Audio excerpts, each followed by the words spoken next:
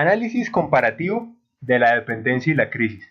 Extractivismo en Colombia y Venezuela. En primer lugar, ¿qué es el extractivismo?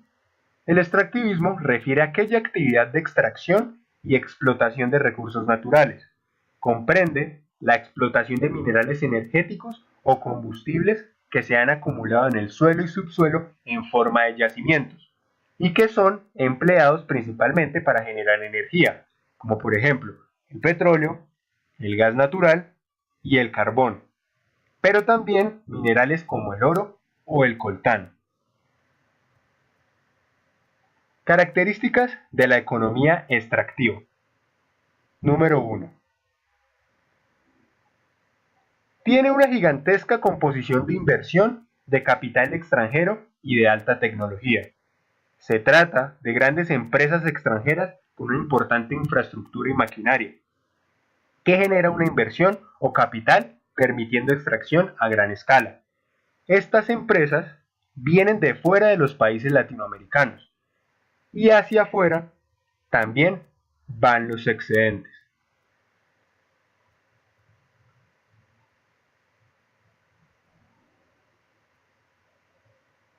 Así, los recursos que son exportados a terceros países son utilizados como insumos para generar productos de mayor valor comercial. Número 2. La economía extractiva genera escasísima mano de obra vinculada en relación al capital que éste ha invertido. Número 3. Sus productos tienen poco valor agregado, es decir, es mínima la cantidad de procesos de transformación que tiene el bien primario.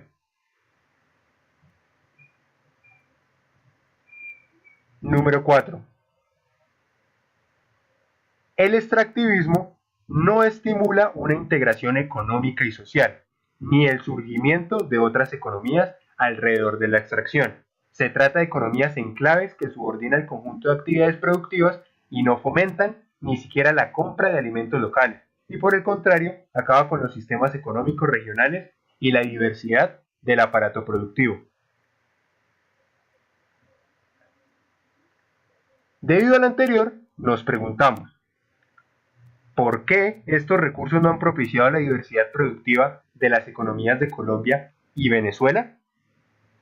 Al respecto, Darío Restrepo, profesor de la Facultad de Ciencias Económicas de la Universidad Nacional de Colombia, nos cuenta.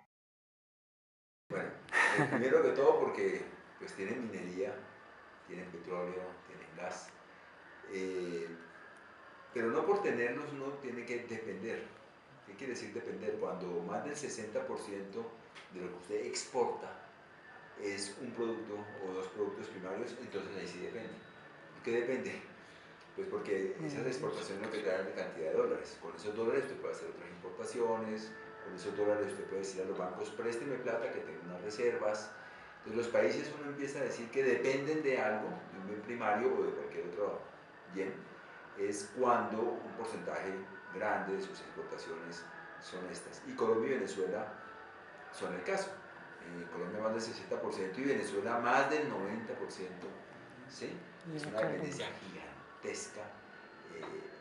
Sin embargo, a pesar de usted tener los recursos, usted podría no depender tanto de ellos. ¿Sí? ¿Cómo se hace para no depender tanto de ellos? Pues teniendo, digamos, utilizando buena parte de esos recursos y esos excedentes sistemáticamente, y no por un año o un gobierno de 4 años, sino una política decidida a 20, 30, 40 años, como parte mismo de los consensos nacionales, sacar siempre continuamente una parte de eso para, digamos, desarrollar la producción de alimentos, la producción manufacturera, la infraestructura, otros sectores productivos en otros territorios que no necesariamente todos ligados a la cadena del sector que le produce usted entre el 60 y el 90% de la exportación. ¿Sí? Es inevitable, es deseable, que usted industrialice y construya toda una cadena alrededor de lo que usted exporta. Carreteras, puentes, aeropuertos, ferrocarriles, pero toda una cantidad de servicios manufactureros alrededor de labor de ingeniería, de tecnología y tal, pero es aún más conveniente sacar incluso de ese capital semilla, ese capital excedentario y desarrollar otras partes, otros territorios y otros sectores de la economía. Auge del extractivismo. Ambos países han tenido una profundización de sus economías primaria, extractiva y dependiente que han jalonado el resto de su economía durante un poco más de una década. En cada país los gobiernos explicaron el crecimiento económico como resultado del acierto de sus políticas particulares. Colombia, el discurso neoliberal en donde se privilegia la apertura económica y el libre mercado por encima del intervencionismo estatal. Este crecimiento era entonces el resultado del retiro del Estado en la economía a favor del sector privado. En Venezuela, el denominado socialismo del siglo XXI, con su retórica antiimperialista, justificó el auge económico como resultado del fortalecimiento de las empresas estatales. En los dos casos, al margen de estas orientaciones, la demanda y los precios internacionales de los bienes primarios exportados aumentaron generando esta bonanza. Un mayor crecimiento económico entonces determinó el aumento del empleo y la política social asistencial para los más pobres. Con los recursos generados mediante la profundización del modelo se financiaron políticas sociales que contribuyeron a una importante reducción de la pobreza, lo que a su vez garantizó la legitimidad y reproducción de los distintos regímenes políticos. Dependencia. Esto también se vio reflejado en una profunda dependencia. Así, por ejemplo, en gran medida el nivel del PIB depende de este sector, ya que las recaudaciones por la producción y explotación del petróleo para el caso colombiano representa el 6% del PIB, mientras que para Venezuela representa aproximadamente el 10%. El carbón, por su parte, representó para el año 2014 cerca del 1.4% del PIB para Colombia y el 1.07% para Venezuela. En cuanto a su participación en exportaciones, para el 2014, en Colombia el petróleo representó el 65% y el carbón un 12,4%. Por su parte, en Venezuela, el petróleo representa el 96% de las exportaciones totales. Este proceso de reprimerización se vio acompañado por la afectación de la base industrial y agropecuaria. No se aprovechó esta bonanza del sector primario para generar una transformación del modelo de desarrollo y de los aparatos productivos, sino que por el contrario los países se volvieron mucho más dependientes de estos recursos y de sus precios en los mercados internacionales. La euforia de los cuantiosos recursos de la explotación de bienes primarios dejó a las economías de América Latina más dependientes del mercado externo que de su propio tejido y mercado nacional. El sector monetario tampoco es exento de la dependencia mineroenergética, puesto que surge lo que es denominado como la enfermedad holandesa, que es la apreciación de la moneda nacional respecto del dólar, abaratando las importaciones y desestimulando las exportaciones. En tal sentido, aumenta su subordinación a una división internacional del trabajo, mediante la cual exportan gran cantidad de recursos naturales, mientras que importan bienes manufactureros de alto valor agregado. Esto motiva un interrogante. ¿Cuáles son las razones por las que Colombia y Venezuela dependen del sector mineroenergético? Para decirlo pedagógicamente, es como cuando uno está niño y lo invitan a una piñata, ¿sí? Entonces todos con el palo tratamos de romper la bolsa de los dulces. Y cuando esa bolsa de los dulces se rompe, todos nos abalanzamos, nos pegamos codazos, nos metemos cuantos dulces podamos en la boca y nos llenamos los bolsillos. Uno no va a decir, cojo algunos, me los meto en el bolsillo y voy comiendo lentamente. No, atragantados. Entonces, cuando aparece un momento en la historia en que pues, los precios suben y la demanda sube, entonces se nos abre un apetito de mucha plata muy rápidamente, ¿sí? Y los efectos son devastadores, como el de la piñata. El peladito queda embuchadísimo, después le da Coca-Cola con pastel, tiene un dolor de panza miel tenaz, ¿sí? Y no se nutre, queda desnutrido. Eso pasa cuando usted depende de los bienes primarios como el petróleo, el gas, el oro, el estaño, el cobre, pero cuando dependen que sus exportaciones son 60 o 70 o 80 o 90% de eso y no diversifique, no invierte en otras cosas, una vez que pasa el ciclo y que caen los precios, usted está mucho más pobre y desnutrido que antes. Crisis de los precios del petróleo. Desde el año 2013, la tendencia de los commodities empezó a revertirse. La demanda y los precios empezaron a caer. El precio cayó desde $107 el barril en junio de 2014 a un mínimo de $38 en agosto de 2015. Desde entonces el ciclo expansivo de los commodities se contrajo y es presumible un decaimiento sostenido. Cuando el ciclo de las materias primas se deprime, las monedas nacionales se devalúan. Se encarecen los productos de primera necesidad debido a que los productores agrarios no tienen la posibilidad de abastecer el mercado interno y se estimula la inflación. La recesión económica se acompaña entonces de la inflación, trayendo como consecuencia un fenómeno conocido como la estanflación.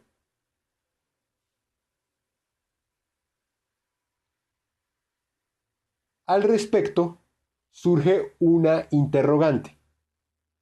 ¿Cómo afectó la crisis de los precios del petróleo a estos países? Pues se les acabaron las rentas. Es que Ecopetrol daba más de 23 mil millones ¿de qué? Más de 23 billones, sí, al Estado colombiano y pasó a dar menos de 3 billones. O sea, eso es un colapso, no sé las cifras en Venezuela, pero es un colapso aún mayor, ¿sí? Porque la dependencia era aún mayor. Entonces, la plata del Estado colapsa. Si las empresas privadas que estaban relacionadas al negocio quedan endeudadísimas, se quiebran o cierran, ¿sí? Y si el Estado tiene menos plata, entonces tiene menos plata para el funcionamiento del Estado, entonces tiene que empezar a restringir salarios o a no aumentarlos, y restricciones del gasto en infraestructura, y restricciones del gasto de salud, en educación, y restricciones en todas las otras áreas posibles de inversión. Entonces, el primer fenómeno es una crisis fiscal del Estado. El segundo fenómeno es que el Estado, como trae una inercia de gasto y tiene menos plata, ¿qué hace? Pues hace una reforma tributaria, ¿sí? Que fue lo de Colombia. Entonces vamos a cobrarle más plata a la gente. Si usted no hace esa reforma tributaria, entonces ¿qué hace en Venezuela? Emitir. Entonces emite billetes. Y dice, bueno, yo como ahora tengo menos plata que antes, pero el gasto es inercial, ¿sí? Incluso creciente, entonces yo emito billetes y se lo meto a la economía selectivamente, entonces le subo el salario a los trabajadores, que es lo que hace cada rato el gobierno de Maduro, para que no se caiga la capacidad de compra de esa gente. Pero eso es artificialmente sostener una economía a partir de un instrumento necesario, pero en exceso se vuelve absolutamente ficticio y corrosivo del conjunto de los costos, como inundar la economía de billetes. Lo tercero que usted hace es salir a endeudarse. Pero entonces, si su economía va de para atrás, tiene menos plata el Estado, y usted dice, présteme plata, no, ¿y usted, será que sí me puede pagar? O se la presto, pero a una tasa de interés muy alta. Entonces, hay una presión para que hagamos reforma tributaria y o para que hagamos emisión monetaria que tiene su límite, porque puede ser supremamente corrosivo, generar inflación y catástrofe económica. La inflación en Venezuela bordea los 800% al año, sí. O sea, la Coca-Cola que costaba 1.000 pesos al principio del año cuesta 800% más al final del año. Y nos endeudamos. O sea, son tres efectos que finalmente hacen es contraer el crecimiento de la economía, generar desempleo, aumentar pobreza y volvernos muchísimo más sometidos, vulnerables y dependientes del capital financiero, o sea, del que tenga la plata fresca. Finalmente, no solo los discursos y las orientaciones ideológicas son las que configuran la realidad política y la orientación de las políticas estatales de los países estudiados. A pesar de los discursos antagónicos, neoliberales y socialistas convergen hacia el incremento de la dependencia del sector minero energético, lo que genera desindustrialización y desagrarización. Por último, ¿cuáles son las alternativas posibles para dejar de depender de estos productos? Pues hay decisiones. Noruega, que tiene petróleo allá en su mar, decide que la explotación no va a representar sino cierto porcentaje del conjunto mismo de su esfuerzo de inversión y de desarrollo. Entonces, eh, hay, hay una manera de contener la dependencia, aunque no negar, digamos, el recurso primario para el desarrollo económico. Costa Rica recién hace un par de meses decidió no desarrollar más productos mineros. Es un país muy chiquitico, lleno de parques. Entonces ahora viven de los parques. Primero mucho turismo, pero entre más pasa el tiempo y más haya calentamiento global, más vamos a apreciar eso y más costoso va a ser eso. Entonces son decisiones duras, son decisiones arriesgadas, son decisiones muy audaces, son decisiones que no son reactivas sino constructivas de escenarios de futuros en mañana como nos queremos ver. Entonces ellos han decidido no más minería, nos vamos, digamos, por otra vía de desarrollo. Aquí en Colombia, la Corte Constitucional tomó una decisión muy importante en ese sentido. Dijo, no más agricultura y minería en páramos. Y el páramo empieza a 2.800 metros, ¿no es cierto? Claro, entonces por ahí hubo una demanda que dijo, bueno, listo, pero solo a partir de 2010 en adelante, porque todo lo que asignamos nosotros de permisos antes del 2010 en minería o los agricultores que ya estaban antes del 2010, pues deben tener una seguridad jurídica y no cambiarle las reglas de juego porque eso desincentiva la inversión y el desarrollo. Y la Corte dijo, no, eso va para todos ya. Entonces, esas son de las decisiones importantes para preservar, digamos, la posibilidad de otros desarrollos posibles. Pero como están las cosas, no es ni siquiera otro desarrollo posible, es la posibilidad de la sostenibilidad de los equilibrios medioambientales y de la vida, porque en los páramos se genera la mayoría del agua.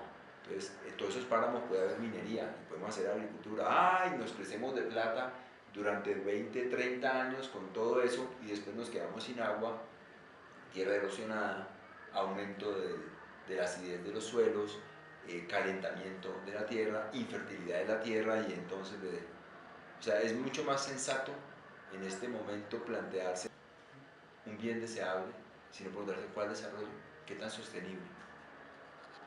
Y en ese sentido debe haber minería, debe haber grandes plantaciones, o puede haber minería, puede haber grandes plantaciones, puede haber mercado de los energéticos, pero definitivamente los países que pretendan depender de eso se hacen un daño, quizá no solo a sí mismos, sino a la economía mundial y a la sostenibilidad de la civilización hacia adelante. Este video fue elaborado por Duván Ramírez y Mateo Ortiz.